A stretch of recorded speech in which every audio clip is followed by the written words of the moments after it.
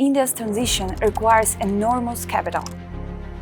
Hi everyone, my name is Mariia. I'm from Russia, Higher School of Economy. I'm really glad to be here in India, and it is a great honor to present my research about Indian energy transition architecture. By the end of 2025, India's installed power capacity reached about 513 gigawatts, and more than 51% of that capacity come from non-fossil sources, such as renewables, hydropower, and nuclear energy. In fact, India crossed the 50% non-fossil capacity thresholds about 5 years ahead of its climate commitments on the way to net zero to 2070. But at the same time, coal still produces more than 70% of India's energy. This suggests that building renewable capacity and transforming an entire energy system are two very different processes.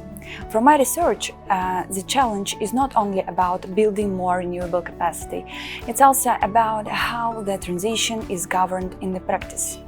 For example, in 2021, India introduced the Business Responsibility and Sustainability Reporting Framework, which requires the 1,000 largest listed companies to disclose 140 ESG indicators, including emissions, water use, and waste management.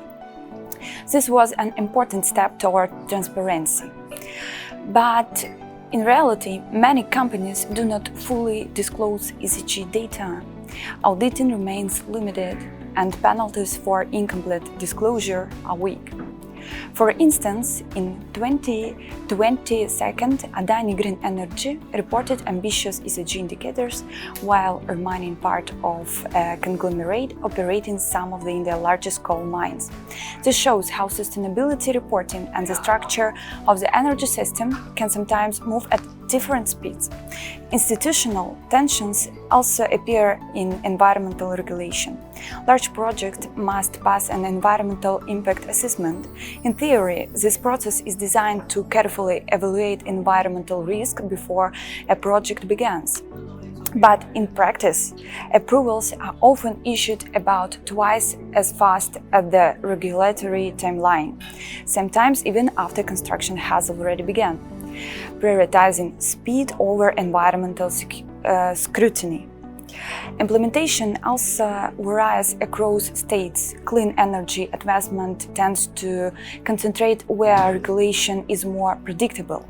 Gujarat, for example, attracts about 31% of foreign investment in clean energy, while coal-dependent states such as Jharkhand face different economic and regulatory conditions. This example shows that weak institutionalization makes the transition framework inconsistent and unclear. This in turn affects the quality and speed of achieving environmental goals. In addition, foreign investors look at institutional indicators as they expect the system to be predictable and safe for investment. This matters because India's transition requires enormous capital. According to NITI Aayog, reaching net zero will require about $22.7 trillion in investment. The key challenge, therefore, is not only technological or financial, it's institutional, building government systems that works and that investors trust enough to finance the transition at scale. Thanks very much.